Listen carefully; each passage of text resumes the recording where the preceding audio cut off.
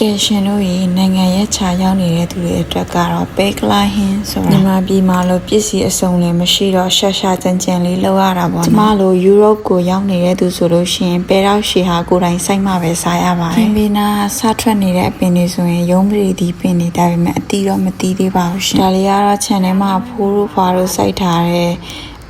ကရဝီရွက်လို့တော့ထင်တာပဲကျမကတော့အနံ့လေးကြိုက်လို့ထည့်ပါမယ်ပဲဒီခူပြီးသွားတဲ့တက်ကလာခင်းဒီခူပါမယ်ရှင်မကျဒီကြီးကြီးပဲခင်းဒီကြီးပြီးဆိုတော့ခူရတော့မယ်ဖဒါနာမြစ်တာဒီကနေ့ရှိတဲ့ကျမတို့တဲ့ကျန်ခင်းဒီကိတ်မှာပဲခင်းဒီကိတ်စိတ်တူတင်ကျမတို့Oh my god, more. Look at this. It's a long TV. Iniziamo. C'è?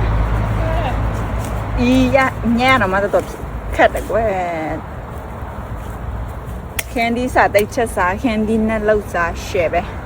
တညစိန်ထားတဲ့ပဲတွေကိုလည်းကျမတို့နူးတဲ့အထိပြုတ်ထားပေးပါမယ်ပဲဝချမ်းပဲကိုလေးဒီလိုအလုံးလိုက်လေးတွေ့ထားမယ်လို့မထင်တာဟုတ်ကွယ်တရက်ကစူပါမားကတ်တစ်ခုကိုသွားရင်းနဲ့တွေ့ခဲ့တော့အဲ့ဒါလေးကိုဝယ်လာတာအရန်စားလို့ကောင်းတဲ့ညီမကြီးကအရသာတိုင်းပဲရှင်အဲ့ဒါလေးကိုရေတညစိန်ပြီးတော့မှနူးနေအောင်ပြုတ်ပြီးရင်တော့ခြေပေးလိုက်ပါမယ်ရှင်ပဲကလာဟင်းရှင်တို့တွေတော့မသိဘူးကျမအရန်ကြိုက်တယ်ပြီးတော့ကျမအမျိုးသားနဲ့ဒီဘက်ကအမျိုးအီတလီလူမျိုးတွေအရန်ကြိုက်ကြပါတယ်ကဲဒါဆိုလို့ရှိရင်တော့စားချက်ဖို့အဆင်သင့်ဖြစ်ပါစီထဲပါမယ်စစ်သွန်နေနဲ့စစ်သွန်ဖြူထဲပါမယ်ရှင်ပြီးရင်တော့ကျမတို့နနွင်းလေးအနှင်းငယ်ထည့်လိုက်ပါတယ်အယောင်လာဖို့အတွက်အယောင်တင်မို့အချိုလေးရဲ့အဆက်ကလေးနဲ့နဲပါရောထည့်ပါတယ်ရှင်ပြီးရင်တော့သူတို့တွေကိုမွေးတဲ့အထိကျမကတော့စီတက်ပေးလိုက်ပါတယ်ဒီမှာကမဆလာတွေကကျမအရင်ကြိုက်တဲ့အနံ့ထဲမှာမပါတော့ကရဝီရက်ကိုပဲထည့်ပါတယ်ဆိုလို့ရှိရင်တော့ပဲကလိုင်းဟင်းထဲမှာကျမတို့ငချောက်ထည့်ချက်တာပေါ့အီတလီမှာမရှိတော့တရက်ကငလိချောက်အဆူလေးတွေတွေ့ရတယ်ကျမအဆူပဲသုံးခဲ့ပါတယ်ရှင်ရတာအတွက်ကိုဂျပန်ရတာမုံနဲ့စားပင်းငံပြရည်နဲ့ငံပြရည်တို့ကိုထည့်ခဲ့ပါတယ်ဒီရောက်လာတဲ့အခါမှာကျမကငလိကြောက်ကိုအဆူစားဘူးတာပေါ့နော်ငလိကြောက်အဆူနဲ့အချောက်ဆိုရင်တော့ကျမကအဆူကိုပိုကြိုက်ပါတယ်ရှင်စီတက်နဲ့လုံထားတဲ့ငလိကြောက်လေးတွေမွေးမွေးလေးဖြစ်လာပြီဆိုလို့ရှိရင်အာလူထည့်ပါမယ်လူအောင်ပြုတ်ပြီးတော့မှခြေထားတဲ့ပဲလေးတွေကိုထည့်ပြီးတော့မှရေနှင်းငယ်ထည့်ပါတယ်ရှင်အဲ့ဒီမှာနူးရခက်တဲ့အသီးရွက်တွေကိုအရင်ထည့်ပြီးတော့မှနူးရ